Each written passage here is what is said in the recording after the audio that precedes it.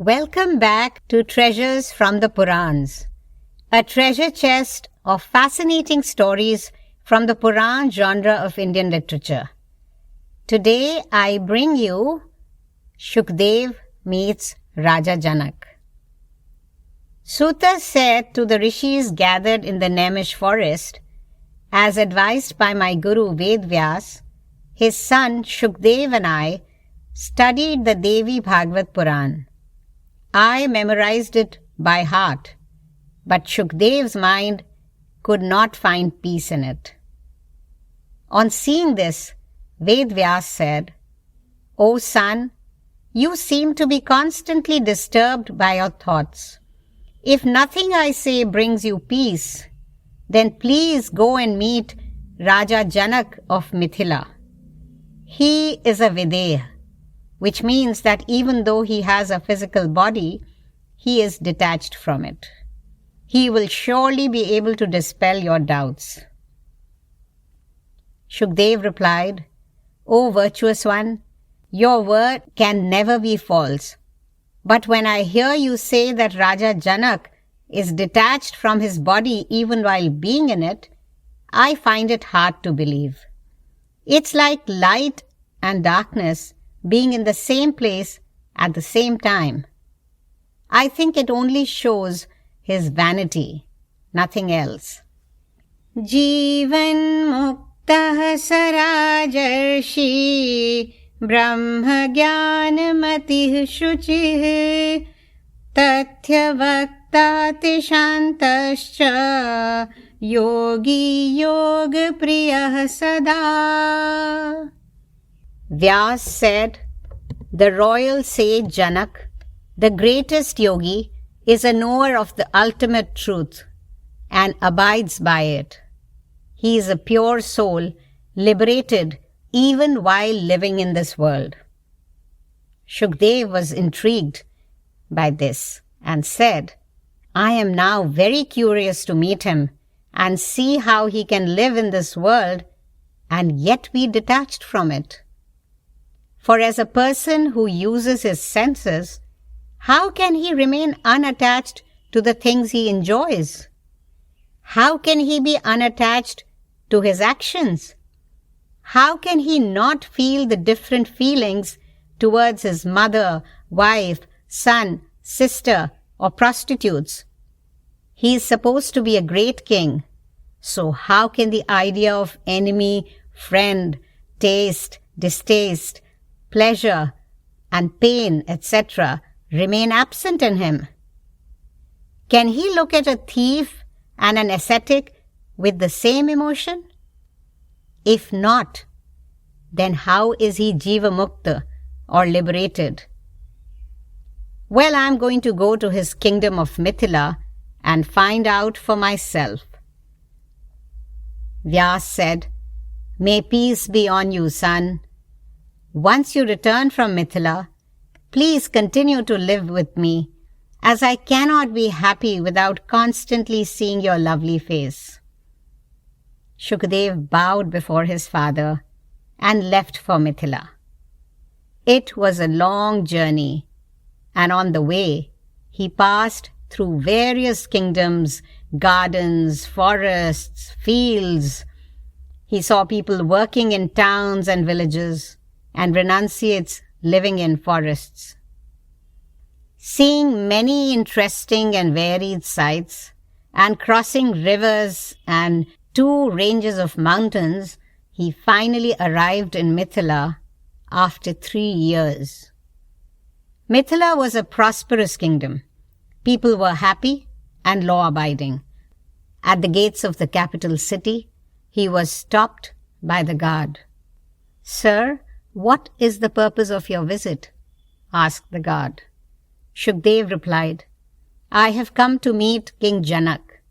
I have covered a great distance on foot, crossing several kingdoms and 2 mountain ranges."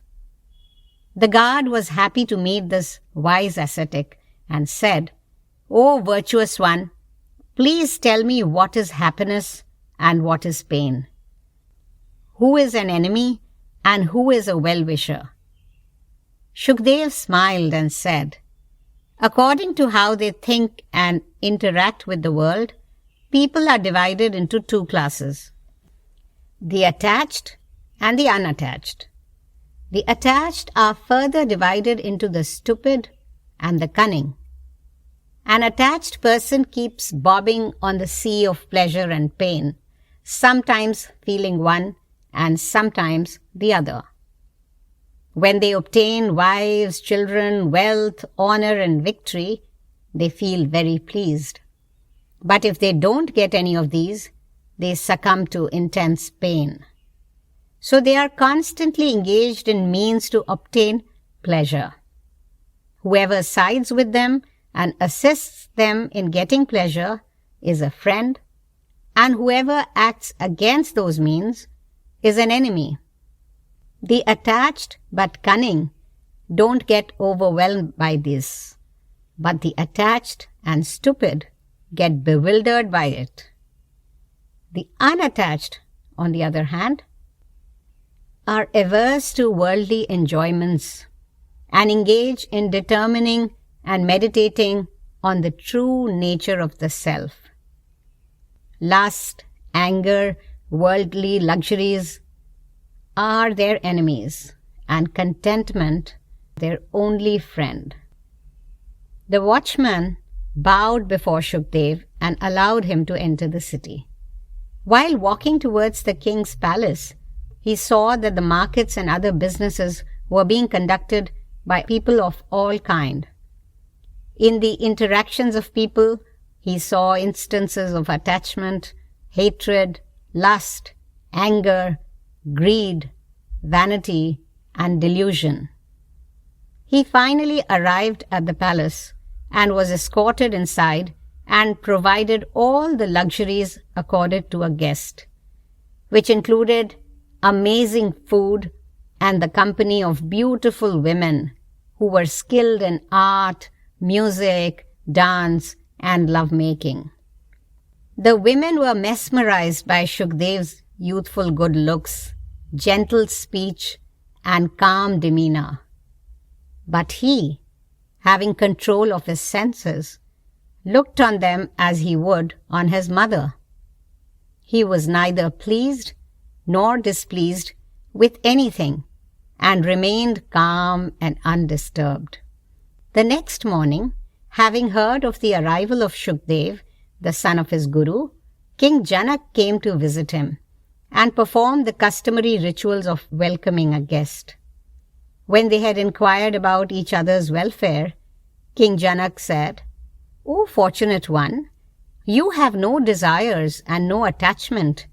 Why then, may I ask, have you honored me with your visit?" Shuk Dev replied, "O great king, my father wants me to start a householder's life, but I think it will be a source of bondage. Seeing my reluctance to do so, my father asked me to visit you. He believes that you will certainly remove my doubts. That is why I have come here to meet you. I don't want anything except liberation. So please advise me what to do to attain it."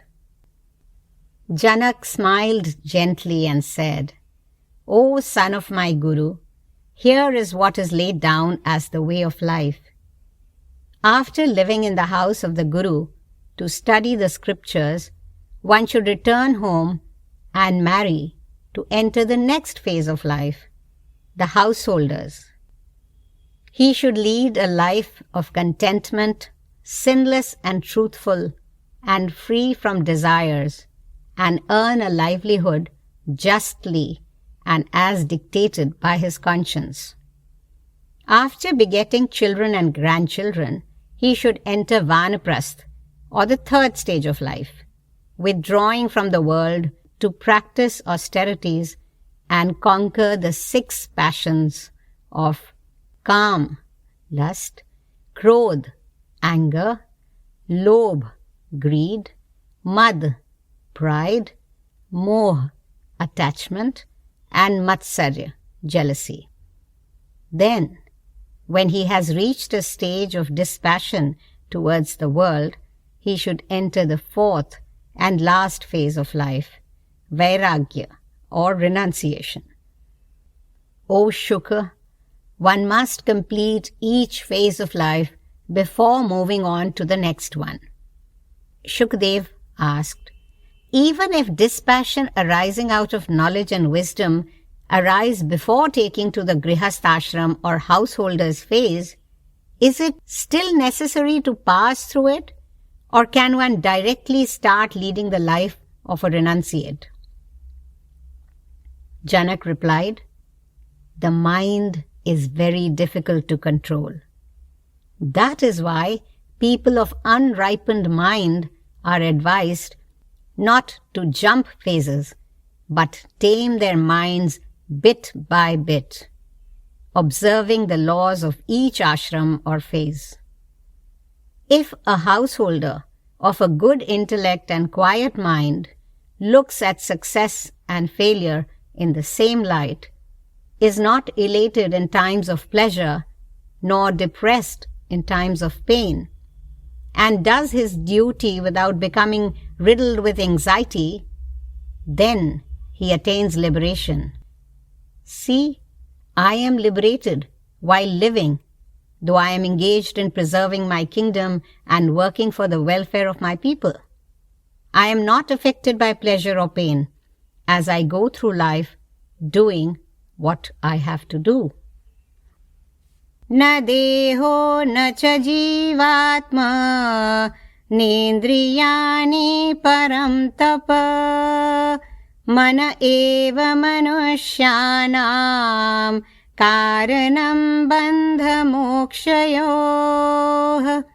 शुद्धो मुक्तः सदैवात्मा न वै बध्येत कैर्चित् बन्धमोक्षो मनः संस्थो तस्मिन् शान्ति प्रशाम्यति.